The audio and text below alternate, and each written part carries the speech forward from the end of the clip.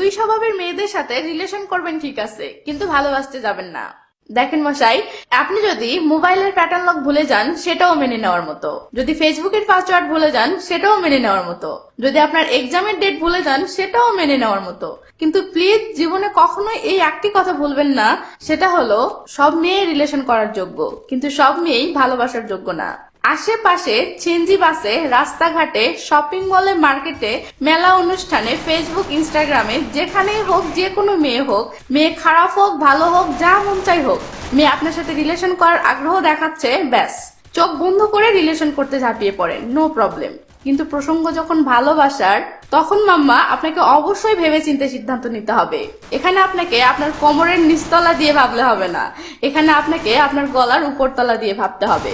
কারণ সানি লিওন আর পরিমণির মতো স্বভাবের মেয়েদের সাথে রিলেশনটা করে মজা পাওয়া সম্ভব হলেও সংসার করে যেমন সুখী হওয়া সম্ভব নয়, ঠিক তেমন এমন কিছু মেয়ে আছে যাদের সাথে কেবলমাত্র রিলেশন করেই মজা পাওয়া যায়, এদেরকে ভালোবাসলেই জীবনটা তেজপাতা হয়ে যায়। তো সেই মেয়েগুলো কারা তা নিয়ে আজকের ভিডিও। তো তাহলে আর দেরি কেন, চলুন ভিডিওটি শুরু করা যাক। নাম্বার 1, মেয়ে অনেক সুন্দর অথচ হুট করে ইজিতে পড়ে যাচ্ছে এমন মেয়ে। যদি দেখেন কোনো মেয়ে দেখতে নর্মাল 8-10টা মেয়ের চেয়ে যথেষ্ট সুন্দর অথচ সে খুব সহজেই আপনার কাছে পড়ে যাচ্ছে, তাহলে নিজেকে ইমরান হাশমির বংশধর মনে না করে বরং নিজের মনকে বোঝান ডাল মে কুছ কালা হে। কারণ শুনতে খারাপ লাগলেও আজকালকের বাস্তবতা হচ্ছে একটা সুন্দর মেয়ে ডাইপার ছেড়ে প্যান্ট পরা শুরু করতে না করতেই রিলেশনের প্রপোজ পাওয়া তাদের শুরু হয়ে যায়। টিউশন টিচার থেকে শুরু করে পাড়াতো, মামাতো, ফুফাতো, চাচাতো, বালতো, ফালতো গোষ্ঠীর যত ভাইয়া আছে সবাই একবার হলেও পটানোর চেষ্টা করেই। আমি মেয়ে, আমি খুব ভালো করেই জানি একটা সুন্দর মেয়ে যে বাহিরে চলাফেরা করে বা ফেসবুকের মতো সোশ্যাল সাইটে যুক্ত আছে তাদেরকে প্রায়ই কোনো না কোনো ছেলে প্রপোজ করেই। তো এমন সুন্দর একটা মেয়ে আপনার কাছে হুট করে পটে গেল, তো আপনি কি মনে করতেছেন মেয়ে আজ পর্যন্ত অন্য সবার প্রপোজ রিজেক্ট করে এসেছে আপনার জন্য? আপনি কি এমন বালটা ফালালেন যেটা এই যাবৎ কেউ ফালাতে পারেনি? তাই মেয়েটিকে এই যাবৎ কেউ পটাতে পারেনি, কিন্তু আপনি পটাতে পারলেন। কি ভাবতেছেন আপনার মতো এত হ্যান্ডসাম ছেলে এর আগে সে কখনো দেখেনি?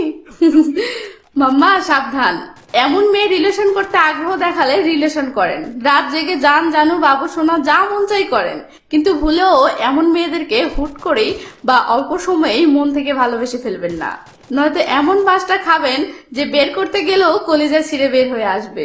নাম্বার 2, অ্যাটিটিউডওয়ালা মেয়ে এবং রাগী মেয়ে।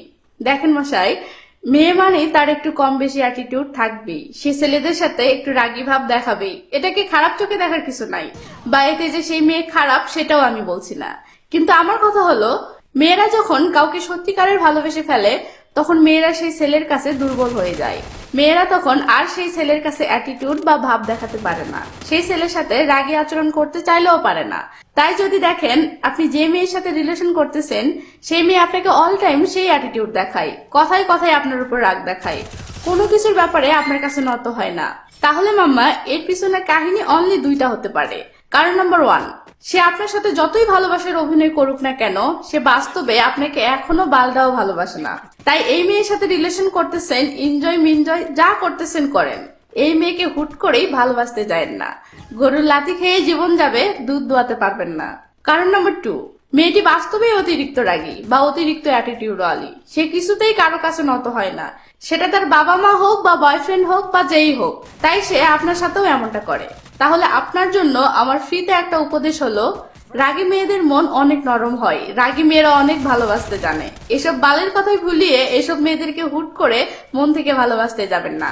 প্রতিনিয়ত এদের আচরণে, এদের কথায় এত কষ্ট আর এত অপমান বোধ করবেন যে আপনি বিষ খেলে সেটাও হজম হবে, কিন্তু এদের দেওয়া কষ্টটা আপনার হজম হবে না।